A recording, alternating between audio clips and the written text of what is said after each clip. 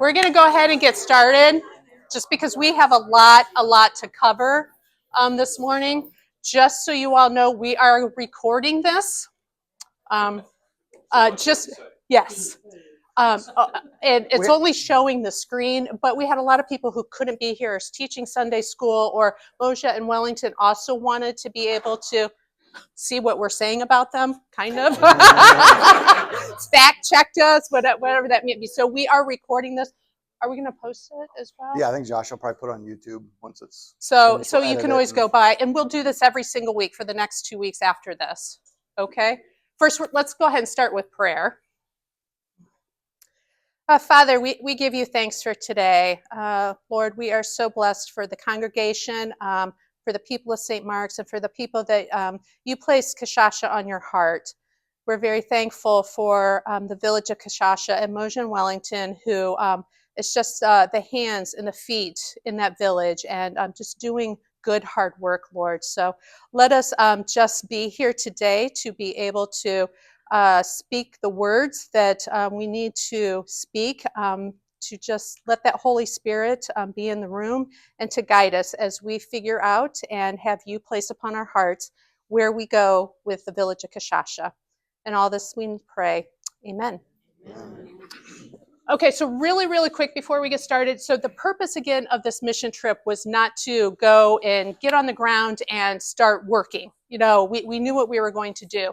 We didn't. So if you've been on a mission trip or new, there's always that mission company that St. Mark's has always went through. And that is to kind of like, they meet us there, they show us around, they tell us, you know, you go here, they shuttle us. This was part of the trip, was us going over there. Moshe and Wellington wanted us to just be seekers. They wanted us to explore. They wanted us to come with no perceived notions of what we were going to do when we were there. They wanted us to explore. So that was our job, was just to go and spend our entire time absorbing what was happening in the village and where God's going to place us on our hearts.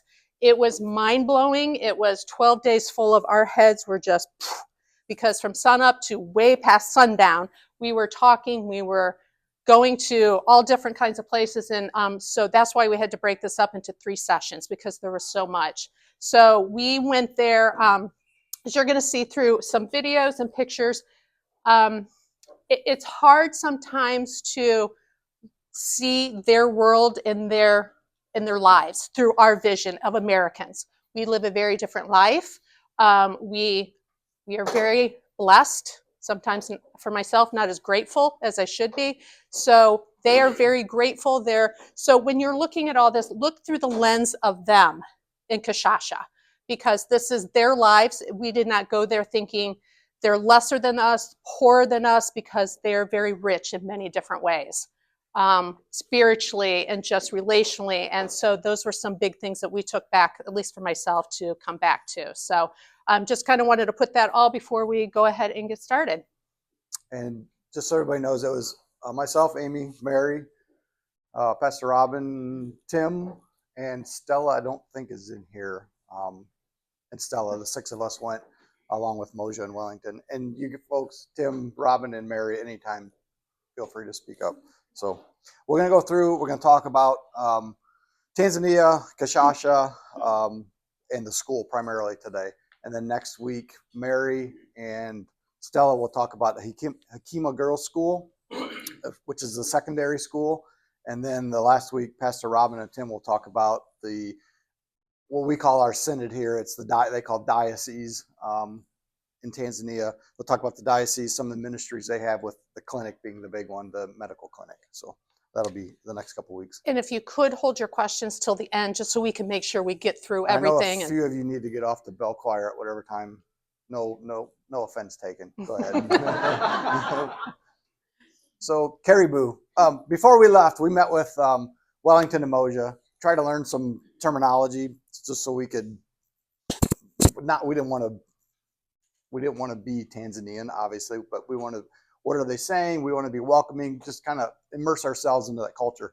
Caribou is welcome. So welcome Caribou to you. And that's just like welcome here. If somebody says thank you, you're welcome. So if I say yes in Tanzania, in Swahili, If we say asante, which is thank you, they would say caribou. If you'd show up someplace, like welcome you to your house, caribou. So that was caribou. We heard caribou, caribou, caribou often. So they're And they very, really appreciated just knowing those simple little words. a little bit goes a long ways Yeah. with kind of immersing yourself in their culture. I think they appreciate that. So here's our send off. Many of you were here. It was a great day. It was.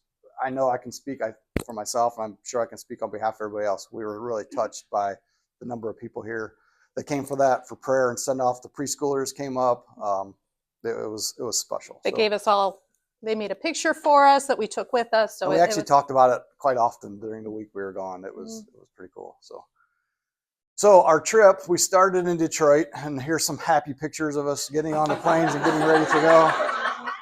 It's a long ways. It's a long trip. So we flew Detroit to Amsterdam. We're in Amsterdam That's here. Amsterdam in the middle picture. To Zanzibar, where we stayed on the plane for maybe an hour. And then we flew to Dar es Salaam. This was on the way there, Dar es Salaam. And then there we spent the night. When I say spent the night, it was like a quick sleep and eat, and off we went to the next day. And then we flew from Dar es Salaam to Mwanza, where we stayed on the plane, and then flew to Bacoba. So we had many legs to this. Getting from Detroit to Amsterdam to Zanzibar and then Dar es Salaam, those first 4 legs, I think was like 26 hours from when we left here to when we actually got to the hotel. And it was 1 a.m. their time. So fast forward, they're 8 hours ahead of us, whatever that math works out to be. Spent the night, we were up by like 6. So we had 4 or 5 hours of sleep, quick breakfast, and off to the airport. And this is just flying over Egypt. Just a picture out of the plane, yeah. So here is, it's funny, you see the exhaustion. And I was thinking about this picture, and this was, if I'm correct, I think this was only like halfway into our journey. This was maybe 15-hour point into our 30 plus. I just wish this gal was part of our group because she said it all for us. She just. So it was a long ways. And we knew that going in. I mean, we knew, okay, we had the itinerary. We knew this leg is going to be 8-hour flight. This is going to be another 7 or 8, 9-hour flight. But then we lived it, and it was like, wow, this is exhausting. It was tiring, but it was so worth it. So here's kind of a map, just kind of give you a perspective. Detroit up to Amsterdam, and then from there down to Zanzibar and so on.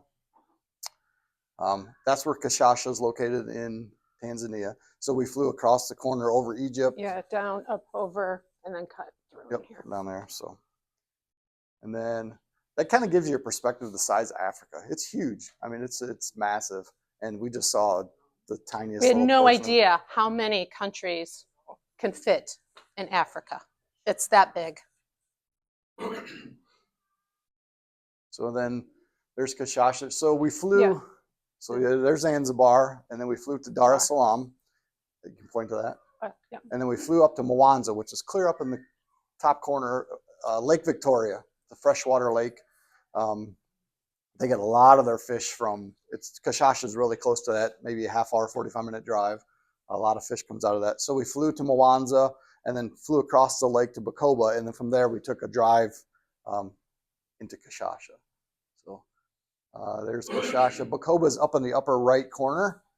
So that's where we flew across the lake into Bacoba and then down to Kashasha. And then here is the airport, Dar es Salaam, and then another picture of Bacoba. Neither airport were any bigger than probably Bowling Green International Airport. I mean, they weren't big. But this is, you check in and they have a piece of paper, Amy Schroeder, check. You know, it's like, it's just a different world, you know, when you check in and out. But they did have security. They had many security because multiple. We probably had to take our shoes and our suitcases through 10 steps. We would take another shoes. I think we scanned luggage and x-ray machines probably 3 times.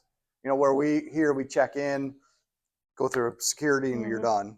There, I think it was at least 3 times, most airports.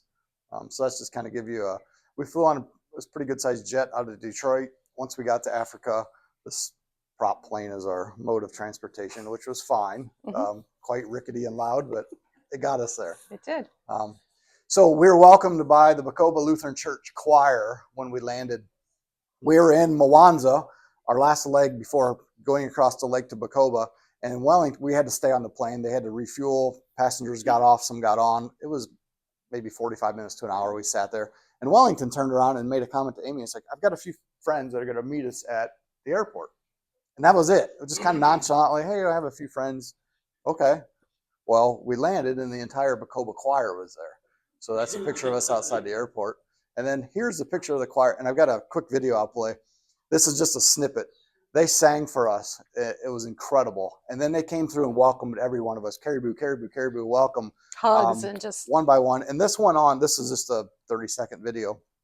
But this probably went on for, I don't know, 5, 6, 8, 10 minutes. It was, it was long. It just kept, and they are so joyful in their singing. It's just, and this will give you just a snippet of what we experienced when we were there.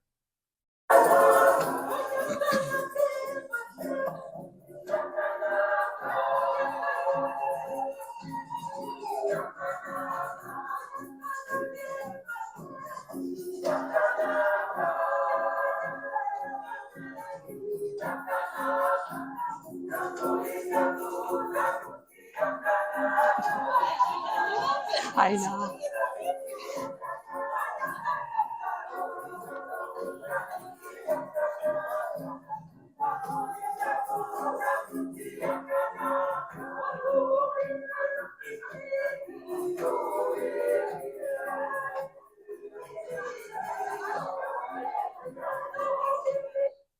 So that kind of give you an idea of our welcoming, and it just like we can go home now. I mean, this was incredible. You can't top this. This is like the best. Right. It was awesome. It was awesome. So those were Wellington's few friends that he had invited to meet us.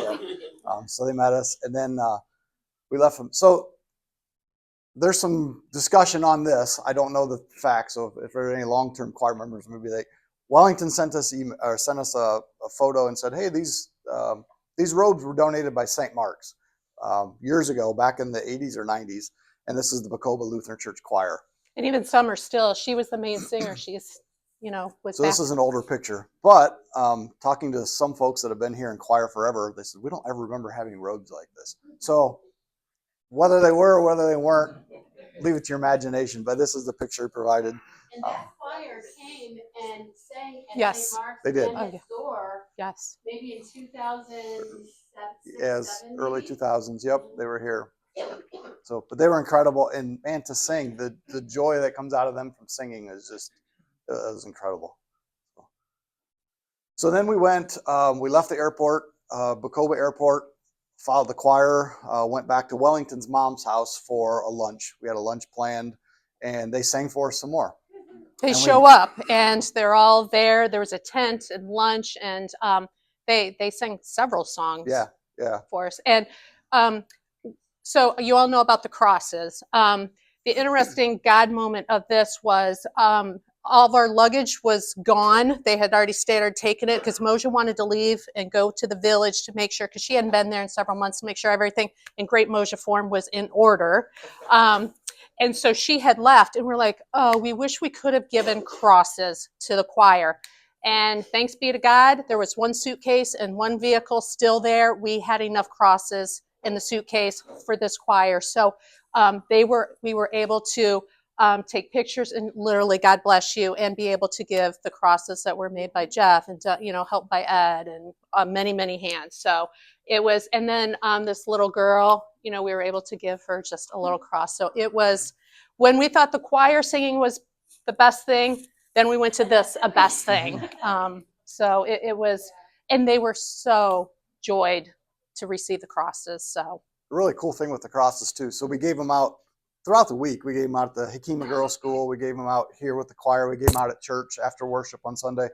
But throughout the week, we would go different places, and we'd see people wearing their crosses in the village. We would go to people's homes. Wellington wanted to introduce us to an uncle or a neighbor or whoever it was. We go to their house, and their cross would be displayed right when you walk in their house. So they were very thankful and very, very, very proud of these crosses. So, and we explained the story about the sanctuary getting, whenever we could, we would explain the story of where the wood came from, the little story about Jeff and your friend and how this all came about. So it was our way of just being that conduit of passing along your gifts to the people of Kashasha. So, and some of them were very moved by it, but I think we probably were more so giving them than they were receiving. I don't know. It was awesome. It was just a great experience.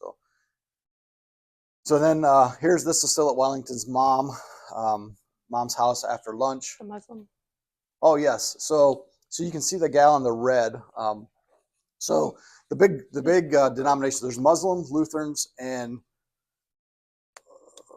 is it Catholics? Mm-hmm. Or Presbyterian? Maybe that too. Okay.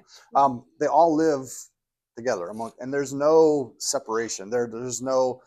This is our religion. This is your religion.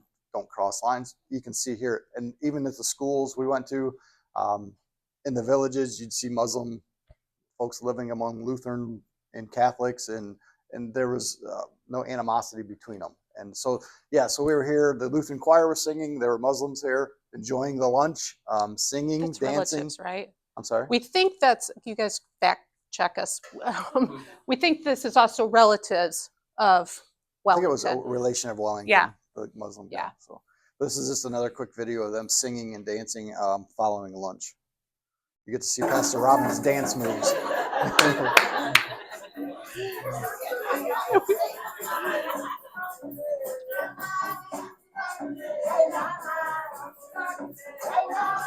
And this is Wellington here. He really gets into it, but he's off camera.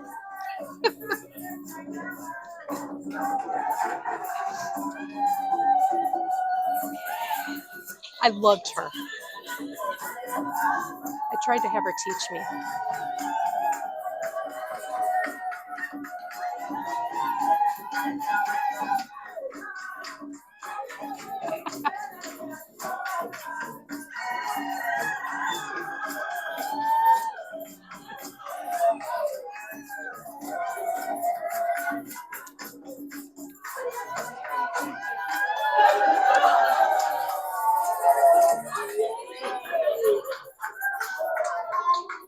So real quick, the women in wearing the white hats and the blue dress, they're kind of deacons in the Lutheran Church, kind of like nuns in the Catholic Church. They have devoted their lives to the church. They will not get married. They have devoted. So that's kind of why they are wearing, the white hat and the blue dresses. So we spent lunch here, or early afternoon, mid-afternoon, I guess, and then we left there to go to Kashasha, which was about a 45-minute drive, I would say. And on the way there, it's paved roads, but once you get out, and it's like literally one road, it kind of in, one road out, and once you get there, there's no pavement. It's stone dirt roads. So this is Kashasha. This is what you experience. Stone roads. It's actually quite beautiful. I mean, it's the mountains scenic. Behind it. It's just absolutely beautiful, lush green. The upper right corner. So folks in Kashasha, that's not their house, but there might, I don't remember if this one, but it's typical that they may have a house along this road. And it's one of those don't blink because you'll miss it type villages. Literally, I mean, you go through it, but it's village, and then you may go a mile or two, and then there'll be another village, and you go a mile or two, and there's another village. So it's kind of a don't blink or, oh, we just missed Kashasha. But oftentimes people will live back behind that little roadside stand, and that'll be their house. And they may be wood framed houses, they may be mud, they may be cinder block, they just kind of a combination.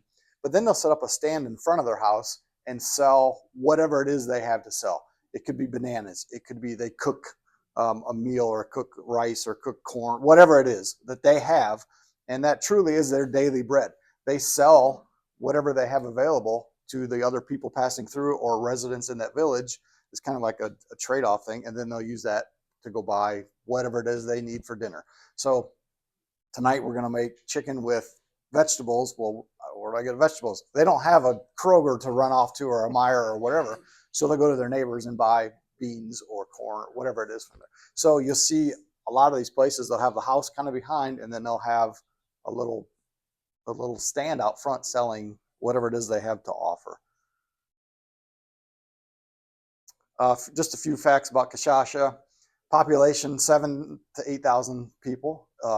You would never know that. It looks like even less than that, but that's not Kashasha proper. That's the villages. So like I said, you go from one village to the next, the combination of all those villages. So here, I tried to think of an example. Maybe driving when you leave south of town, you go through Portage, and then maybe Mermill, and then Signet. So there's smaller towns kind of along the way. It's similar to that. So you just pass through one village to the next. So that whole region, 7,000 to 8,000 people. This was kind of shocking. So this is their annual income, $250 to $300. And we're like, oh my gosh. And like Amy had mentioned before, these people are poor. They're not. I mean, they live, and they've lived this way for years. They're not, I don't want to say privileged. That's not the right word. They're proud. They're very proud. They they work hard for their money. Yes. They just don't have the means. And there's a lot of education. Mm-hmm. So for instance, and I might be getting ahead of myself, banana trees are grown everywhere. I mean, the bananas, they don't even know what to do with them. I mean, we've got all these bananas and they just fall. And I think Moja had sent a message recently. They never experienced banana bread. So Clyde and Vicky Singer there now, and I think it was Vicky might be introducing them to banana bread, banana nut bread. Like, you can make this. Like, oh, we had no idea. So there's just a lot of education. Guacamole. They have avocados that will melt in your mouth. I've never had a better, but they don't know what to. I mean, because they're not uneducated by any means. They're not lazy by any means. They just don't have our resources that we've had in the States, and that knowledge of, when I would say they have the resources. They're just not quite sure what to do with them. So, right. So the income, there's not a lot of money there compared to, U.S. living. The climate. So they don't typically have seasons like we have, winter, spring, fall, and summer, or whatever. They have dry season and rainy season. It's 70 to 80 degrees year round. Lows get down in the 60s. It does get humid, but it's dry or rainy. And when we went in November, it was just finishing the dry season and starting the rainy season. In fact, I think after we left, Moja had sent a message that it had rained for 4 or 5 days straight after we left. So we just missed the start of the rainy season. And just a couple more pictures of Kashasha. The middle picture, that's a pile of avocados. And they're different than our avocados. So you go to the grocery store here and they're like a hard skinned avocado, which is great for shipping. But for their avocados, it's kind of a softer skin, and they don't ship well because they bruise really easy. So they've got all these avocados, but they can't do anything with them because who's going to take them? You can't ship them like that because they'll be bruised and mush by the time you get there. The bottom corner is a picture of a whole bunch of bananas. So that motorcycle there, interesting thing, they call them picky pickies. That's the name for it. Picky. These motorcycles are everywhere. And that's their mode, a lot of them, mode of transportation. And when you go into the town, Bacoba town, you go in, and they're lined up as you enter the town. They're lined up one after the other, after the other, after the other. I'm like, so we asked Wellington, why are these people just sitting on their motorcycles? And I guess in our mind, to put it in our terms, they're kind of like day laborers. In bigger towns, you can go to Home Depot and you can hire somebody to, hey, follow me, come home and tile my kitchen or spread mulch or whatever. You can hire a day worker. Well, that's what these guys are doing. They're waiting on somebody to hire them to A, a mode of transportation like a taxi, or B, to deliver something to my house. Hey, I just came into Bacoba town. I bought whatever. I have no way of getting it home. Can you take it home? And it is amazing the things they put on these. We saw lumber, 15-foot boards going down the road, piled out the side. Mattresses. Moja bought some beds, mattresses. They load them on these motorcycles and deliver them to your house. You can see them 3 deep on these motorcycles. Oh yeah, one guy had been 300 pounds of bananas heaped up over top of him, driving down the road. But that's what they use. That's their mode of transportation. So picky. And not everybody has this mode, especially in the villages. You definitely don't have. So it's kind of a luxury to have a car, and then a step down would be a picky. But they're everywhere. Let me back up real quick. The guy in the upper right-hand corner, you see him waving? We had asked Wellington and Moja going in, is it okay to take pictures? We don't want to be offensive. We're in your country now. We don't want to be typical tourists running around. They're like, by all means, take pictures. It's fine. This is what we experienced. People are over the top friendly. I don't know if we ever encountered anybody that was turned away or turned off by taking pictures. And it was amazing. A simple hi or wave or a smile just lit them up everywhere you went. It just took that simple gesture, and they were just so welcoming. And that was just very typical of what we found the whole time we were there. Maybe not quite as much in the big city when we were in Dar es Salaam, but this, different life, city life as opposed to a village. But so this is the entrance to the school. And Moshe and Wellington's house is just right down here. It's you can see the school from their property. It's a very short walk, yeah. A couple-minute walk. So that's the entrance to the school. Shule ya Msingi, education is the key. So that's their motto. So when we were first there, our first, I don't say task, but first thing we did was full day. First full day was the Hiltner Computer Lab, and you guys were instrumental in the Noisy Offering when we raised money for the internet. This is the internet project. So the Hiltner family donated a large sum of money. This was built. They were very generous in this. They built this, bought computers. Actually, the computers a lot of them were donated from a company here in town. But we dedicated. We had a dedication ceremony. So we went to this. You see Wellington and the young man beside him, Edison. They're setting up just so the families and the kids can see it. So many of them have never even seen a computer. They have no idea what. So this would be their first time, even especially for family, laying eyes on a computer. The children. So we went to the computer lab. It turned out to be right before the dedication ceremony started. Yeah, we were going to be outside here. It started raining, so we moved it inside. And the cool thing about it was a Saturday, and the kids didn't. There was no school that day. They didn't have to be there. And the outpouring of kids and families that came to this was, and there'll be a picture here in a minute. It was packed. Excuse me. So this is inside of the computer lab. You see the table set up with a couple computers for examples. And those are homemade by local. So Moshe has everything, a local carpenter, and these tables are tables you do not want to move. I mean, they are so incredibly heavy. It's African wood. We didn't know the actual type, but just so solid and well built. So that's the inside. It's very nice. So there's the cell phone or the internet tower that the Noisy Offering went to support. We had a dedication ceremony. We sat up front, dedicated. Everybody kind of gave a speech. I kind of threw it in there just for kicks. We had a Tanzanian government official. You can see he was pretty happy to be there. Yeah. It was a Saturday. Government workers, no offense, but they don't work Saturdays. But part of that, the agreement was, we'd raise the money, put this tower up, and the government would help subsidize internet for at least the first year. So he was coming as part of the dedication ceremony, and part of it was discussions on, is the government going to help? Is the government not going to help? So on and so forth. And it was all in Swahili. So poor Wellington was trying to, so we got what we could out of it. We clearly understood Pastor Robin when she spoke, but it was wonderful to be in the center, that St. Mark's had such a hand in helping, and to see the computers actually physically there, and just to see the outpour of the parents who were there with their children. This Hiltner Center is going to be a key thing in that community. It's going to be life-changing. I mean, they never experienced it. We just go to our phones and look up whatever it is that's on our mind at the time.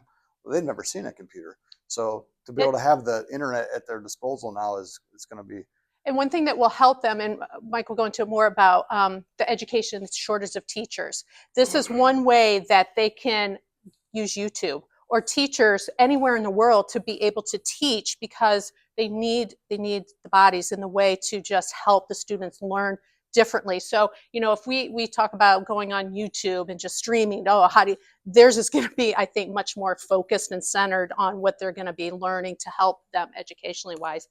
And Moshe and Wellington has been very instrumental in this. And, Moshe being there pretty much full time until Wellington just retired. She's a taskmaster, and she makes a lot of things happen in that village. And if they say they're going to do it, she will hold them accountable. They're very much, and Wellington, just them knowing Wellington, the family that he grew up there, since that was his home thing. I mean, this Hiltner Center is unbelievable, and kind of like almost brings Moshe to tears. Almost. So here you can see the kids and the families that filed into this room because it was raining outside. And then on the right is Moja with Veronica. Veronica is the school principal there. Amazing lady. And she has such command over the kids, not in a authoritative way, but a harsh yeah. nun cracking the whip type. It's just, no offense, Tim. Few Catholics in the room. But she would speak and the kids would listen. I mean, they respect this was her. like an hour-ish at least. And those kids literally stood there. And if you can tell, look at the water bottles. They also brought their water bottles to show us, because of the water project that the Rotary and the church, they purposely brought their water bottles just to show us. These kids were so well behaved. And at one point, finally, Veronica came and had the kids actually sit down, because they've been standing a long time. Yeah, they were so well behaved. Yes. So if you remember a few slides ago, I mentioned the annual income is $250 to $300, right? So in our terms, that's not a ton of money. However, they were so grateful for this computer lab and what the future will hold for these kids that the families actually went together and gifted us a goat and 2 chickens. And they were presented to us as part of the dedication ceremony. So we affectionately named Larry the goat, and then like 2 chickens. So they took it amongst themselves to pool their money and gift us with these things out of appreciation. So that was really special. And it's a big deal, because protein is not a huge thing in Kashasha. A lot of, and that's why Motion Wellington, like the beans, they want to start thinking nutrition wise to get the villagers there to have more protein. And so, Larry was not coming in that building, but they were bringing Larry into that building. That poor goat was dragging it. I mean, it was doing everything he could not to. But to see the parents, all right, I'm going to keep it together. The parents giving us 2, actually 3, things that they couldn't even provide for their own families. And they gave it to us as conduits of St. Mark's. So, and they don't have protein, like you said. Protein is not they can't afford to go out and buy a half a side of beef. How do you store it? They don't have refrigerators. So goats, chickens is very common. A lot of chickens in Kashasha or that area. But yeah, protein is not a. And we also said, we talked like, is there a family who really because we obviously couldn't take these homes, and they were like, no, that's kind of, everybody knows everybody, and if we would give it to another family, those parents would know. So they would be offended. So it was very much, we enjoyed the chickens. Larry was marinating still when we left. We'll leave it at that. So, and here are a couple pictures of the kids. These are following the ceremony. We were taking pictures, and they wanted us to take pictures. So the smiles were infectious. Their smiles, their eyes, they just captivate you. And here's the amazing part is, they don't have the chemicals. They don't have the things in the soils, and they just don't have a lot of things that we just have here that we don't know about. And so, they're healthy. Their skin is beautiful. They are just beautiful. Their smiles, it just, one thing that we did notice when we were in another city, Wellington pointed out to us that the people in Arusha, they might have kind of stained teeth, and that's because there's no fluoride. So, in their water, they just drink city water. And when we say city water, it's literally a tap, and they do their laundry, everything with that. The children at the school have the filtered water, but that's not open to the village. Hopefully that's going to change with Wellington and Moja there. But I just wanted to, and this is where they wanted to show everybody back home their water bottles. So this is outside. This is actually on a different day, but one of them is. So you see him playing with Amy's hair, and still it's hard to see. But they were intrigued by long hair. That's not something they see every day, right? Or white people. Yeah, right. They don't. So, but you know what broke the ice with the children is if you just got with them and you just put your hands out, they would come and just touch you, and they didn't know if it would rub off. And so once they touch you, and then that game's on. They would follow. everywhere you would go, they just, wanted. We were sitting in church on that Sunday, and I could just feel being petted behind me, which was wonderful. But it was the children sitting behind me. But it was just, they just wanted to, be exposed to you. So it was So when amazing. walking up to the school, or really anywhere, but the school in particular, we walk up and it's kind of like going into a small town restaurant or bar where everybody turns around and like looks at you like, who's this stranger? We walk up and we just get all these stares, like, who are these people?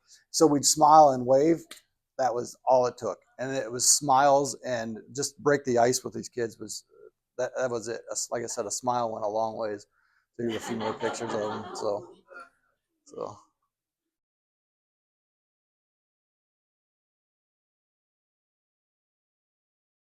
this is a few pictures outside on their playground. Stella and her flock, she was out there. Tim was out playing soccer with them. And there's soccer fields. Oh, go back real quick. It'll be a different picture okay. coming up. So this is a picture. This is still at the dedication. On the far left is Pastor Dixon. He is the pastor at the Lutheran Church in Kashasha. And Pastor Robin will probably talk more about him in a couple of weeks. And then Moja. But he was at the ceremony as well. So it was cool to see. And this is all on church property. So the church is there, the school grounds are there, the clinic is there, so we'll talk more about that. And then Mary's taking a picture of some of the kids. They were fascinated by us taking a picture and then showing them, flipping the phone around and saying, here's your picture. Because they don't have mirrors, or, they they don't have just cell phones. I mean, this is all a new world to them. So you want to talk about that? So we had the dedication, and then this, fast forward, but we then went back to the school for a really intensive, these books were on in a couple of the classrooms. These girls, there were two young girls, they had never seen laptops or computers before, and they'd already drawn them, and they were in their notebooks open up. So I asked if I could take a picture. That's just how quick they are, how smart they are. But so I took a picture. We actually were going to try and translate sometime just to see what all this really said, but I just had to take a picture of what they had already drawn, of what they saw the day before. So that was I'll say day one, but it was like day 3, but our first full day there. And then we went back another day, and we went to actually spent time at the school. So this day we went to the clinic. We did not the clinic, I keep saying that, to the computer lab. We did the dedication, and we took a quick tour of some of the other buildings on the property. But then we went back, it was pouring that day. So we came back another day and actually spent time at the school. These are 2 of the newer classrooms at the school. There was an earthquake a number of years ago and there'll be some pictures coming up, that devastated the school. So there's a couple newer buildings, and these are a couple. Yeah, these are the newer. Rotaries help paint. That one. Provide paint here locally, has helped provided paint to paint that, and Mike will go more into it. But this was a full building, but the 2016 earthquake just devastated it. So this is what inside their classrooms look like. Not the new, but this is part of one of the older classrooms, but they're similar, the same desks. So those desks, Wellington said his grandfather used them. So they've been around many, It is many because years. they've used them so much, they get worn as the kids. So this is just literally not by abuse, but just worn over, decades. So, but yeah, they still use these classrooms, but this is due to the earthquake. You see the cracks in the floor. There were no, other than the computer lab, I don't know that we went to any building that had nice smooth floors. They were all, clear tripping hazards and cracked, and just from use from hundreds of years of abuse. So here's a picture of the kids. So the kids share a desk, and the gal in the middle, Ravidia, you can see her feet hanging. The desks are built so it's kind of a one desk for everybody. She can't even reach the desk to write, so she has to stand to do her homework. So they don't have a chair like we have, a chair and a desk, and we can scoot up, or a chair and the desk, in front of folds over. This is what they work, and they make it work because that's what they know. And then here's a picture of their playground. You can see the soccer goal over here on the side. And it literally is on the edge of, I guess, the volcanic mountain hill. Yeah, it's a hillside on the backside. It's just absolutely beautiful. It's beautiful property. So that's their playground. And then a couple pictures of the water project. You may or may not have seen these. This is the water collection tank. Inside the building, in the middle, inside there's a filtration system, and then the water, so it collects in the tank, goes through the filters and comes out. The kids get fresh, clean water. Otherwise, they're drinking, they call city water or village water, which is not clean. It's not safe to drink. So this is a nice, safe alternative for them. So here is, we'll talk a little bit about, this is still on the school property. In 2016, they had an earthquake that damaged a number of classrooms, and there's a video we'll show you. But this picture on the right kind of gives you a perspective of what the video will be about. There's a door at the far, at the other end, far here. left. That's a classroom. And if you keep heading that way, there's another door. Oh, you're going too far. Another door, that's another classroom. There's a wall partition in between. Yeah. So basically, and then that blue door would be the principal's office. So there's 2 classrooms on one side and then 2 classrooms on the other. So it's one long building, 4 classrooms. They use the far end, the far right, that's not on the screen, but the other end isn't usable. It's not safe. And you'll see it in the video, and then we'll have some pictures from the earthquake damage. But this is still, sadly, they still have to use this because of the number of students that attend the school. Okay, I'm going to start at the post office. Which is this right here. This is a much needed building for the students that got affected during the earthquake back in 2016, and they have not been able to. So they've pretty much been using this as a storage room and stuff, and with the number of students that they have to do them in shifts to be able to use rooms, because that's a newer building there. And where you see this slab there actually was another building, but it got destroyed and flattened pretty much during the earthquake. So right now, only functioning buildings, that one and that one. And this is with 263 students. So these here have not been able to be restored since then. The hope is that we breathe life back into them. They are totally, let me come closer so you can see this one up in here. So this could have been a used room here, and they do use it. That's the bad thing about it, and it's so unsafe. And looking at the roofing, and you see the gaps right up there. So when it rains, and there are no windows, there are no screens. This was a screen once upon a time. So yeah, and this is the worst part on this side, because that's the one that is totally messed up. And to make sure the kids don't come into this building, they put those thorny bushes there so the kids don't go in. And you see the cracks there. Definitely not a safe space.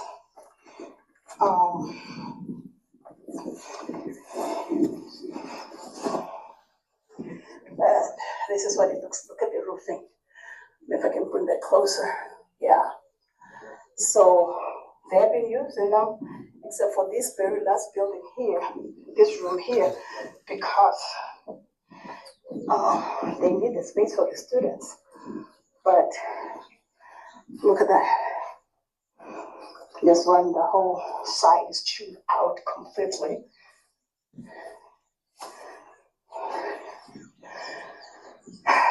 There it is. So we're looking at the mercenary person who's going to do the structure. We're looking at the roofing person. You're looking at the windows and door person. You're looking at the electrical person. And you're looking at screens and glass on those windows. So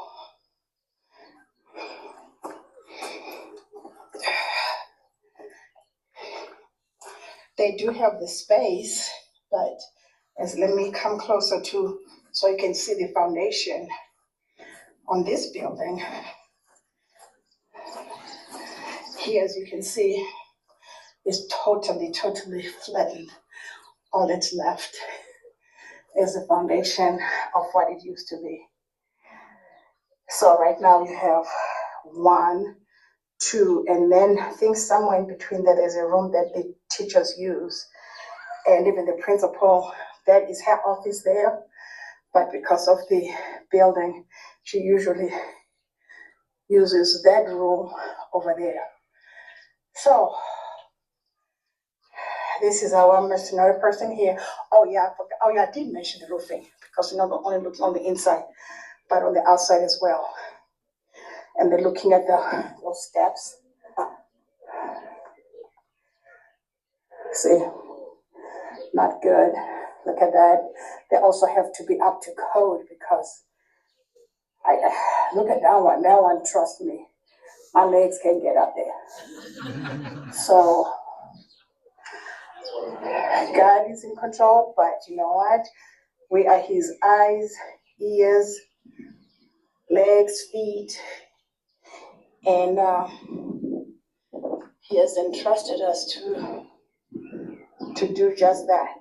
So right now, the first person we've called to the site is the mercenary person, and at least once he narrows that down, but the electrical person is on his way, and as well as the person who's going to do the grill work and the window frames.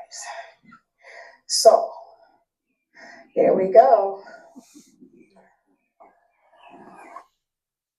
So yeah, so the blue door, like she said, that was the principal's office.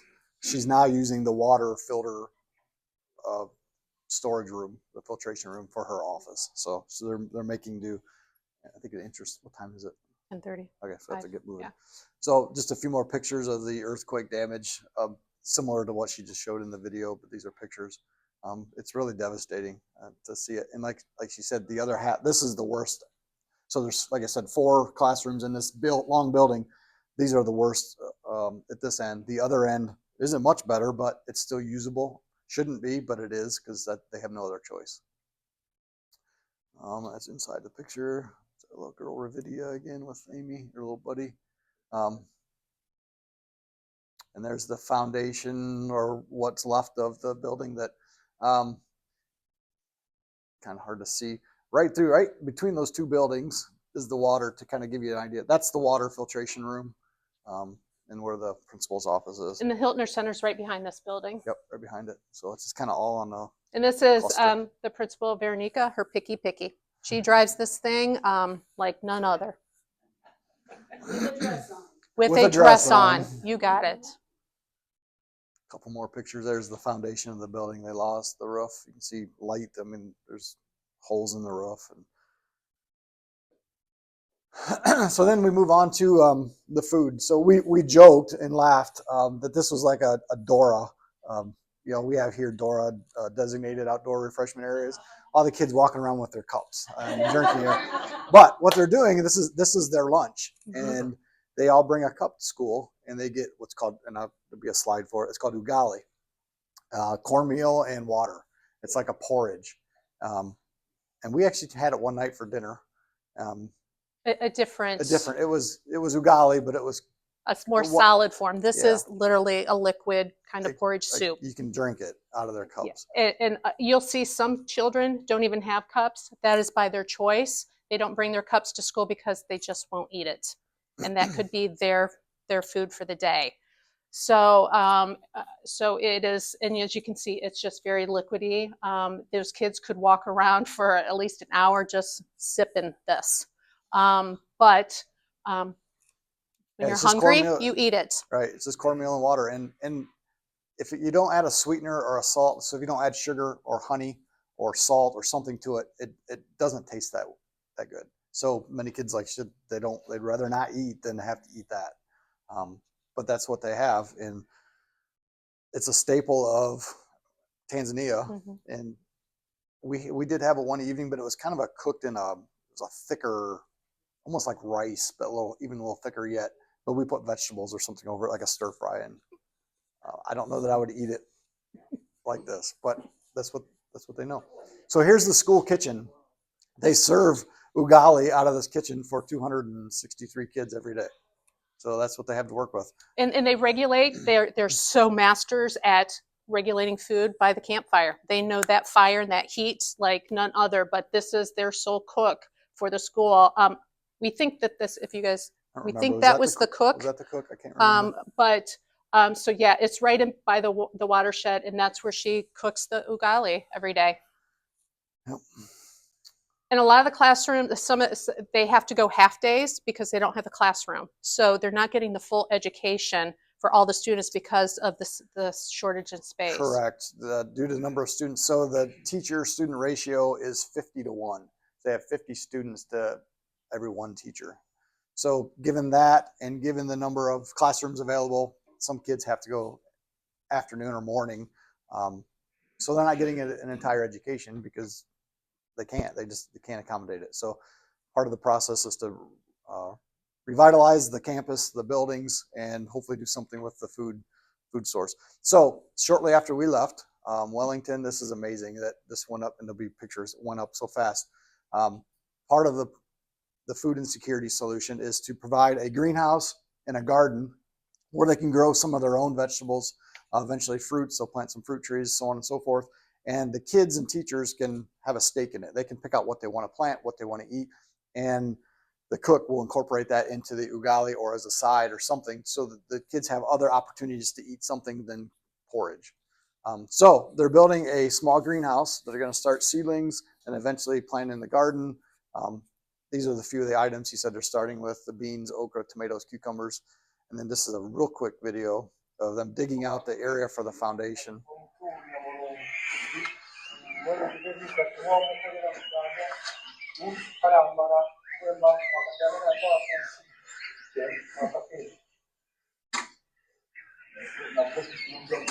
Yeah, you can stop. So that's just the area where the greenhouse is going to be.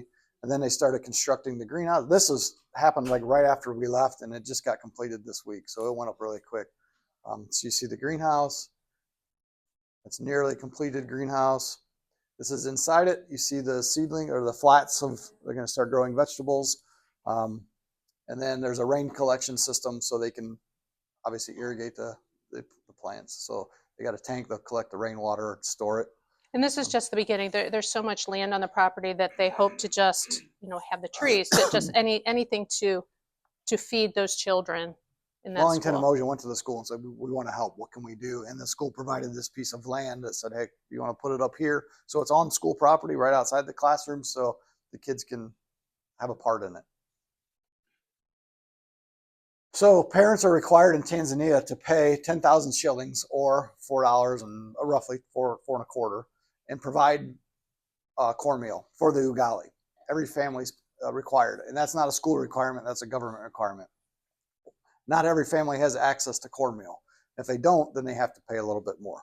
Unfortunately, not every family has the money to pay for that. They don't have the $4 or the $8 or whatever that was. But that money covers the cornmeal, and it covers the cost of the salary for the cook. So that's definitely a possibility where we can help out. What is this slide? Oh, these are for next steps. Kufanya Kazi Pamoja, working together. So part of the thing is we want to work alongside the people of Kashasha. We don't want to do it for them. We want to enable them. Some things you have to write a check for and say, hey, we're going to help you out, like the internet project. It would have taken them forever, if it even doable, to put up that tower, given the income that they have. So what can we do to help? But we don't want to do it for them. We don't want to come in and say, we're going to come in and build this building for you. We're going to build the classrooms, because now you're taking work out of hardworking people in Kashasha, the masons, the electricians, the roofers, or whatever. So what can we do to help out? So coming back, we kind of put together our brains and what can we do with the food shortages, the food insecurities. So while the greenhouses are being established, the gardens being established, the trees are growing, until they can do something, what can we do to help supplement their food shortages? So we can provide temporary, and we say temporary because we don't want to make this long term. We want to help out and bridge that gap from now until when they can be self-sustaining, to provide beans for protein, oil, sugar, sugar, honey, or salt, so the kids will at least eat the ugali, so they at least have an appetite for it. And with all that said, if we raise $2,500, it'll feed every student and teacher for the entire year. So I think that's doable. And then our commitment would be a 2-year commitment. So this is a short term. And we haven't put together how this is going to work out. If it's going to be a special offering, if it's just going to be people come forward, if we're going to do a noisy offering again. But we're just planting the seed now that this is something that we would like to propose. So this would just be a short 2-year commitment to help sustain the kids, the teachers, while their greenhouse is being established. So that's one way we can help. Another way we can help is with the computer lab. The computer lab is dedicated, it's up and running. One thing they don't have are bookshelves. They don't have an IKEA down the street that they can run to, or a Walmart, or a Sauter's furniture store. Everything. What's that? Or Amazon. Or Amazon. Everything is handmade, and I will tell you, it is solid stuff. But this is just a concept Moja put together. These are just pictures and tossed in here. But she's got quotes for bookshelves for the computer lab, and that's all it takes to finish off the lab. The lab will be complete, and to fulfill that need, it'd be $700 for material and labor to complete that. And this is a one-time purchase. This isn't particle board IKEA. It's going to fall apart in a couple of years from kids climbing on it. This stuff's going to last forever. And it's all local. So she is very much about finding the local builders, the local wood. It's giving their economy, and and she holds them to it. She does not accept shabby work. If that, I know for her own home that the carpenter gave her a table, and she's like, that's not good enough. And it's part of her in Wellington working with them to say, you have better skills. You can do this. And so this guy is just, after he did the furniture at their house, which is beautiful, he now has enhanced his own business because he's making it even better than what it was before. So it's just them working alongside them to, show them. And part of that, to go along with that, and she said we've been in contact with him ever since we've been back. She's told the guy up front, she goes, I will pay you for the materials, but I'm not paying you labor until this is complete and done right, and I approve. So she's holding him accountable. So I guess I'm saying that from a standpoint that when we take a collection and give a donation, we know our money's being well spent. We're not just sending a check and what's going to happen with it, we have no idea. She's holding him accountable, and she's making sure that it's up to her standards. And Moja has high standards. So we love you, Moja. And then the last piece of it would be for the buildings. What can we do to help with the classrooms? And right now, they're in the process of getting estimates. The last I heard, sounds like they want to do it in 2 phases, where they'll work on one half that's still usable, try to get that fixed up. And I think the rough estimate was in the $9,000 range, just to get that back up and safe where the kids could use it. And then they'll work on the other half of that building. And I think that was around $17,000, I believe, for that building. They're still working on estimates and reaching out to contractors. So that's another opportunity. So there are a lot of opportunities to help. Like I said, we don't want to do it for them. And this is still kind of up in the air. Is it something where we provide monetary assistance? Is it something where we send a mission team over to help build? But with that said, you don't want to take work out of their hands. So it's kind of a fine line of where do we help? What can we do and not do to help them, to encourage them, but not take work out of their hands, because they're still trying to make a living. So that's still to be determined. And that is everything. So Asante. Asante. So, thank you. So that was 12 weeks packed into 45 minutes. 12 days. 12 days. Felt like 12 weeks. After we flew home, it felt like we'd been there 12 weeks. 3 days. Yes. Yeah, well, right. that was. So yeah, that was a lot packed in. There's so much more, and we'll break it up again over the next couple of weeks. But in the meantime, any questions? And real quick, so Moja, part of this is not the six of us directing where we're going in Kashasha. She's very much, if any of this touches your heart, she wants the Lord and the Holy Spirit to direct you in whatever ways. There's so many different things. So if there's something that touches your heart, or what about this, she doesn't want to quash that spirit. She wants everybody to just feel moved. And if God places Kashasha in something, she wants you to go with it. It's not that you're going to be told no. So sorry, Sally, you had a question? Yeah, when you, Mike, talked about the $4 Yes. for the food for the children, Yes. are you saying $4 a year? Yes. 4 US dollars And there for. were parents that couldn't. There are parents, That's and right. that's why when we say protein, like it's So they make, like I said, $250 to $300 a year, right? So the primary school, which is where these kids are, so many families save their whole lives to be able to send their sons off to secondary education. But the girls in particular, and I don't want to steal thunder from next week, sorry. But they save and save and save for their sons to go to school, but oftentimes the girls can't go. They just don't have the means, they don't have the money for that. So oftentimes they don't have the money to pay for their young kids to eat and a meal at school. this school's through 7th grade, Yes, K through 7. K through 7. Mm-hmm. Right. Yeah. 2 questions. Yeah. How do the children get to school, and how far do they have to travel to? They walk. They all walk. Walk or picky. Their But parents might take them if they have That's it. limited. Yeah, most of them walk. And I asked that question. I think it's less than 3 miles. So But it's still. But if it's rainy, Yeah. and I mean, Everybody walks. everybody walks. It's everywhere you go. It's just Yes. walking. You walk. You got to watch where There's you a walk. lot of too, 'cause walking. Motorcycles will take you out. Yeah. And then the second question, the church, what kind of ministries do they have? How do they? And Pastor's going to talk. Pastor and Tim's going to talk. So week 3 and 2 more weeks, they're going to talk about those ministries in the church and the clinic And the and all that. church, you could. I should have pointed it out. It's on that same property. It's the school, and then there's I don't remember what the building. I think it was for like a parish, and then the church. And so Okay. it's like kind of all right there. Everything's within walking distance of Moja and But the Wellington. But school is a government school. the Yes. school is a government school. Yes, That's it's correct. not a Lutheran, like, yeah. That's correct. Uh, 1 sec, Jeff. I'm assuming the school they learn Swahili. They learn everything in Swahili. Mm-hmm. Do they learn any other language like English or whatever?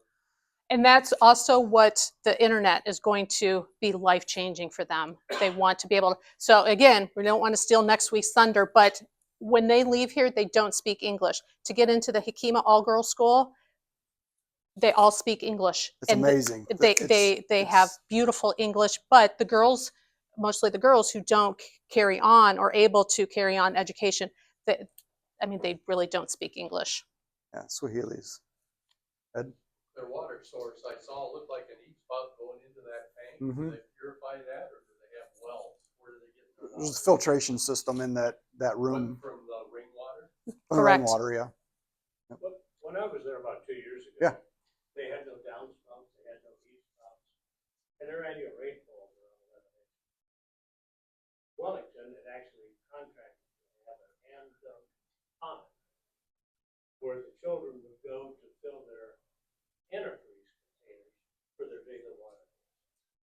So that's why, after our visit, there were 6 of us, we came back, put together a PowerPoint, and tried to sell the idea of support for the water filtration, the water storage, and put on presentations here in Bowling Green for the Kiwanis and the other social groups, and raise money that way.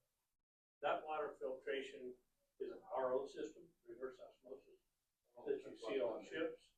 Some of us have under the kitchen sink. Only it's huge. So not only that, but they had no latrines. They had what I remember on the family farm was 1 or 2 overs in the backyard. Only they dug a pit, shoveled it full every night. Cindy, did you have a question? I have 2 questions. You said annual income 250, 300. Mhm. Where does the income come from?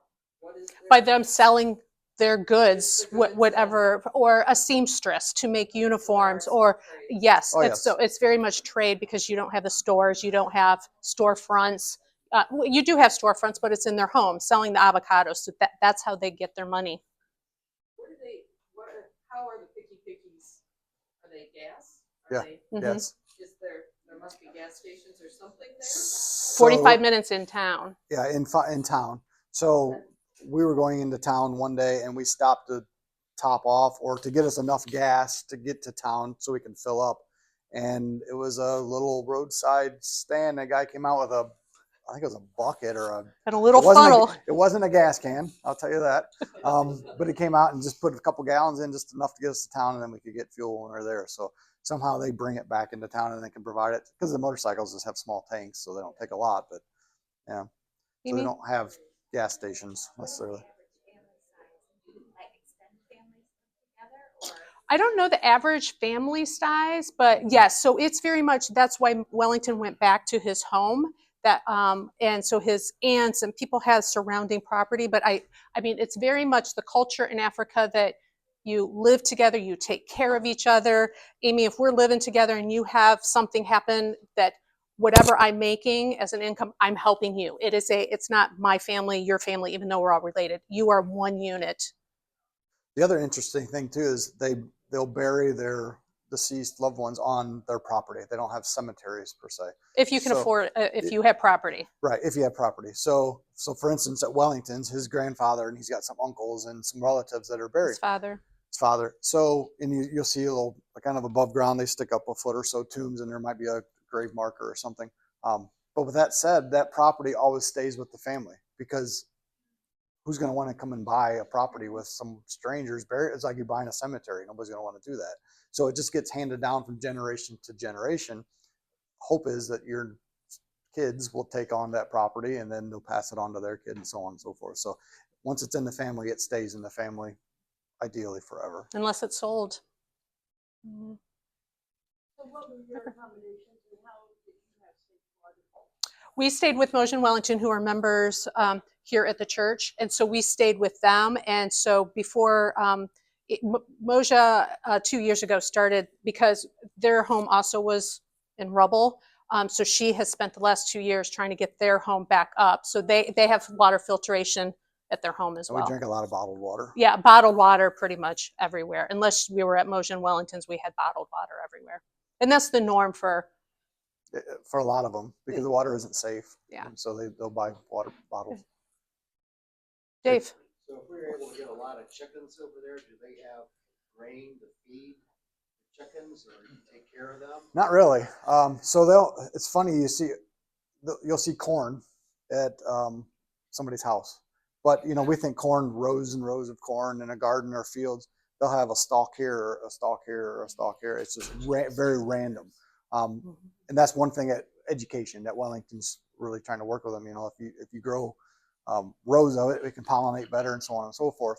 But they don't have that mindset or that education on how to make that happen. So or the land, the property to do it. Same thing with the bananas and avocados. They've got all this. Bless They you. can grow. It can grow. They can grow most anything there because of the climate. One, what do I do with it? The education with that, and two, where do I take it to market? Who's going to buy it? So, yeah, but no, they don't have much for grain. Subjects, I think typical subjects: Yeah. math, reading, writing. Mhm. Yep, science. Yep. Wellington and Moja is going to start a class on, now that they have internet, they're going to start a class on training them to fly drones. He's helped with, I'm not sure with of all UT the details. and the engineering department. They've already had a clinic up there, but that is something that they've never obviously seen anything like that. So just trying, and I think also it's a way for Wellington then also to see his property, the farms, and just have a different, So it'll be a whole new education for world them as for them well. when they see Yeah. that. So. A lot of things happening there. A lot. It varies every day. So here's a really, really quick story. So we at one day went to the bank, and like they just put went in to get the exchange, and they go in there and they just had Mike put all the money together, and Mike comes out of the bank in the city with a brown paper bag chocked full of money. I mean, It's he's like walking 2 million shillings or just something. walking out, and so him and Wellington, we even have a picture in the van. They've got all this money laid out so we could separate. But it was for every dollar, it's like Was it Like $4? $4 and $5 Yeah, for for 10,000 shillings. 10,000 shillings. So if we gave like maybe exchanged maybe total $400 between all of us, and it was just Walked out with like 2 million shillings, and We were rich. we we were were millionaires, but we Yeah. weren't.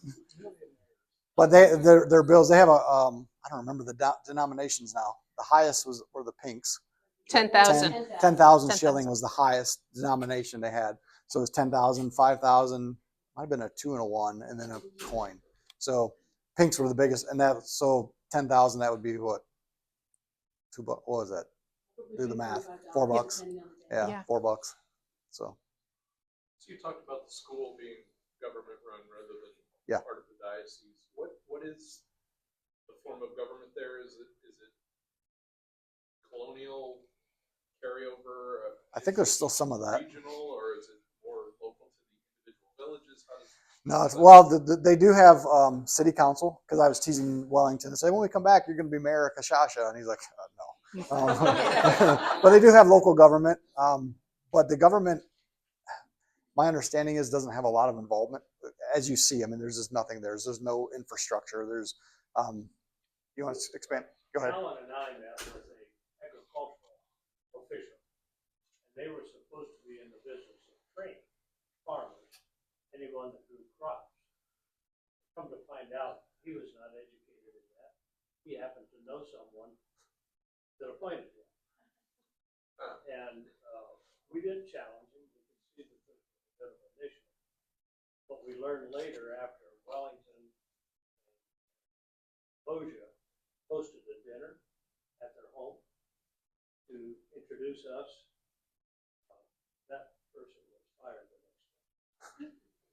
It is their words, not ours. A lot of corruption within higher government across Tanzania, and that might be in Africa general. I don't know. So, I mean, there's not saying that they're all, but there's Bosia and Wellington are definitely doing their checks and balances with the government. And that's kind of the hard part with the schools, is pushing the government to say, do you see what we see? Do you see and getting any action You from kind of that? saw that with the picture of the government official at the dedication. He clearly Yeah. wasn't excited Yeah. about being there. One thing we have to be cognizant of, many places in Africa have guerrilla warfare as a result of those that have and have not. And if we create a climate or a culture very close to Congo, the next door neighbor, so is Kenya, Uganda.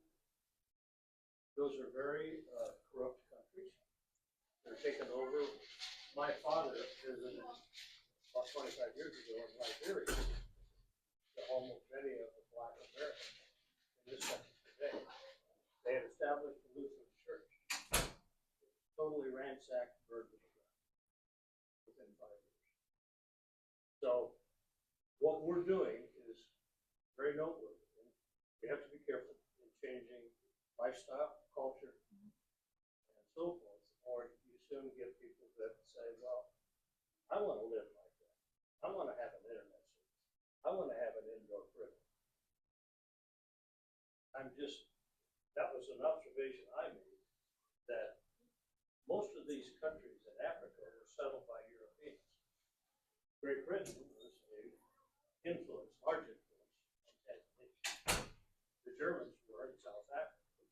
You see those influences in money, culture, and standards of living. And that's why it's so important, I think, that we have Moja and Wellington there. They've lived there, they know it. There are a good balance of, because we're not trying to make it Americanized by any means. That is not our goal. That is not what we want, and that's not what we want for their country and their village. So, Sarah, you had a question?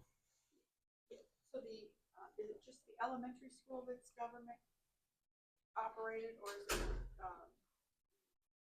the girls' school? Is it all government operated? The primary school is government. I think secondary it- school is private. It's Second- it's a Roman Catholic. It's Catholic, yeah, but it's private. It's not a government There's run. there's a school you can go to if you can afford to go to it, and that's where most of the boys and everything go. But then the Hakima Girls School is also a private Catholic. That And that they'll talk more about that Yeah. next week. Yeah. Oh, go ahead. That's okay. Okay. Okay. Any other questions? Observations or thoughts? Or next week is no spoiler alerts. It's going to be fantastic. It's a whole different another day. Again, we didn't think we could top meeting these kids and just being with Veronica, but then the day we went to Hakima School, tears were flowing again. It was A lot of joy and celebration. Yes. It was. and we, the students that St. Mark's has sponsored going through that school, we met with them. But one thing that Motion Wellington has said, and they say this, that they know St. Mark's, they know who we are. We don't want to be St. Mark's and Kashasha. That's not what we're about. We are about, being Christians, brothers and sisters in Christ. So it's not like we want St. Mark's signs everywhere, or it wasn't about us. They know of us, they appreciate us, and they were so thankful. We are known as St. Mark's, but not just because we're writing checks and sending over. We're there to walk alongside them and just love them together. Linda? Do they have other congregations that are involved in helping them? With that us? school, Yeah. I did not get the impression there was other congregations. The Lutheran Church building in Kishasha is the biggest building in town. So German missionaries went to Tanzania and other African countries as well, and built a lot of mission churches 100 years ago. And so a lot of places we went, there are Lutherans all over the place. Mm-hmm. So there's a Lutheran presence, but there was also a little Pentecostal church just right down the road from Moja in Wellington. We'll talk about it on the third week, but the diocese does walk alongside some governmental schools to supply some help. But, and there are parochial schools as well. Just in this village, that's the setup. The school is governmental, and then the church and the clinic are more tied together through the diocese. So any questions, or reach out to any of us, or bring your questions next week. We'll just continue this whole process. Like I said, we recorded this, and so we can put it out there as well, just so you can rewatch it or share it. By all means, if you know somebody that you think would be touched by this or just see God moving them, please feel free to share it to anybody and everybody, because this is just not a St. Mark's thing. It's definitely. Josh will upload this to St. Mark's YouTube page, and we'll just have it recorded on there. So. And I just want to say one more thing too. It really is the intention of the outreach committee to send a group pretty much yearly for a project or another sort of just being. I'll call it a being trip. Where you just go be and see where the Holy Spirit is leading you. But Moja and Wellington's home can sleep up to like 15 people, with a little couple of outbuildings they have, and then the bedrooms within their home. So they want people to come. So. And even if it's not a St. Mark's, trip outreach, go on your own. They will welcome you. They will want you to come, for sure. So, okay. Thank you. Thank you. Thank you. Thank you.